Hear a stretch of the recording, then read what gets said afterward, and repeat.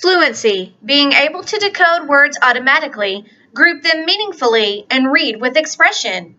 Being fluent in reading allows students to focus on comprehension, or the interacting with text and attaching meaning to printed symbols. Essentially, we want students to be able to read fluently, that is, without interruption, so that they focus on the overall meaning of the words. There are many strategies available to develop fluency.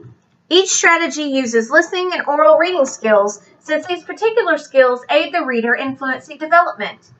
Listening is important in developing pronunciation and expression, while oral reading builds confidence and increases reading rates. Among the variety of fluency strategies, I find radio reading and tape-assisted reading the most interesting. Several activities are designed to decrease miscues when reading.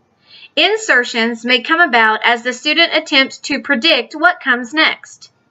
To decrease the amount of insertions, the educator could simply call attention to the error or provide the reader with easier reading material. To decrease substitutions, an educator may use tape-assisted reading activities or ask the student to reread the selection to see if the student corrects the error. As for omission miscues, choral reading, silent reading, and writing sentences seem to aid in correcting the miscues. Even seasoned readers will have miscues. Ken Goodman, in his book on reading, A Common Sense Look at the Nature of Language and the Science of Reading, gives considerable information on miscues.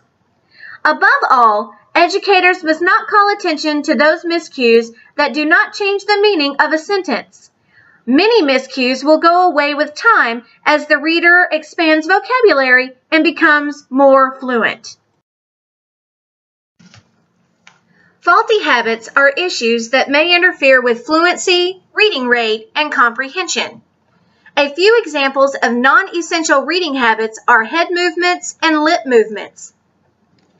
Moving the head unnecessarily side to side while reading may cause a disconnect between the eye and the text on the page. To stop the habit, ask the student to cup their hands in a V and rest their chin while reading. As for lip movement, whispering and mumbling, ask the student to place the finger over their lips while reading silently. Another way to correct this habit is to develop sight words frequently in the classroom. Finger pointing may or may not be a faulty habit. This action must be assessed in depth before correcting the behavior, as the use of the finger as a pointer could be used as an aid if the sentences are too close together, to prevent repetitions, or to read faster. Once it is determined that this is indeed a faulty habit, an educator could implement the use of a line marker covering the page from the top after the sentence has been read.